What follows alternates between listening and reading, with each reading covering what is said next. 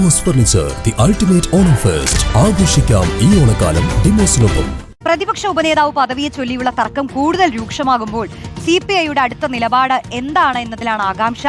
നിയമസഭയിൽ പ്രത്യേക ബ്ലോക്കായിരിക്കണമെന്ന നിർദ്ദേശം ഇതിനകം തന്നെ പാർട്ടി യോഗങ്ങളിൽ ഉയർന്നിട്ടുണ്ട്. LDF യോഗം ബഹിഷ്കരിക്കണമെന്ന ആവശ്യവും പാർട്ടിക്ക് മുന്നിലുണ്ട്.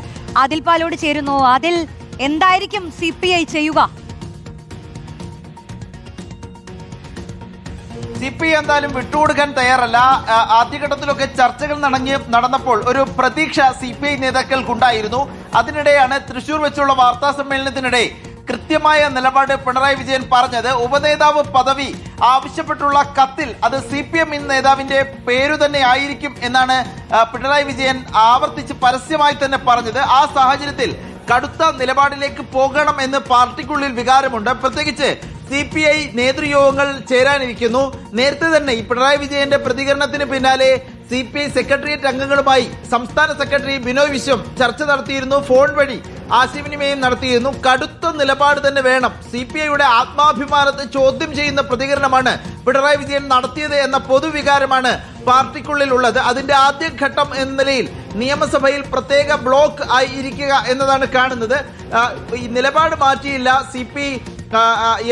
CPMന്റെ നേതാവ് തന്നെ KN ബാലഗോപാൽ തന്നെ ഉപനേതാവായി വരികയാണെങ്കിൽ ഒരുപക്ഷെ നിയമസഭയിൽ പ്രത്യേക ബ്ലോക്കായി ഇരുത്തണം എന്ന് ആവശ്യപ്പെട്ടുകൊണ്ട് ഒരു കത്ത് നൽകാനുള്ള സാധ്യത കാണുന്നുണ്ട് സ്പീക്കർക്ക്.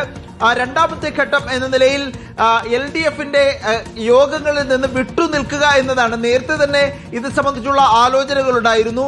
ദീർഘ സമയത്തേക്ക് LDF യോഗം നീണ്ടുപോകുന്നതും കഴിഞ്ഞ തവണ നമ്മൾ കണ്ടതാണ്.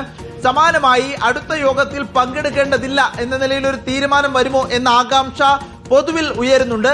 ഒപ്പം ജില്ലാ തലങ്ങളിലൊക്കെ LDFന്റെ ഘടകങ്ങളുണ്ട്. ആ പരിപാടികളിൽ നിന്ന് LDF പൊതുവായി നടത്തുന്ന പരിപാടികളിൽ നിന്ന് വിട്ടുനിൽക്കാനുള്ള ആലോചന CPIക്കുള്ളിലുണ്ട്. പിണറായി വിജയൻ നിലപാട് തിരുത്തിയില്ലെങ്കിൽ കടുത്ത നടപടി വേണം എന്ന നിലയിൽ തന്നെയാണ് ചർച്ചകൾ മുന്നോട്ട് നീങ്ങുന്നത്. റോഷ്നി, ശരി, ആദിൽ പാലോടാണ് വിവരങ്ങൾ നൽകിയത്.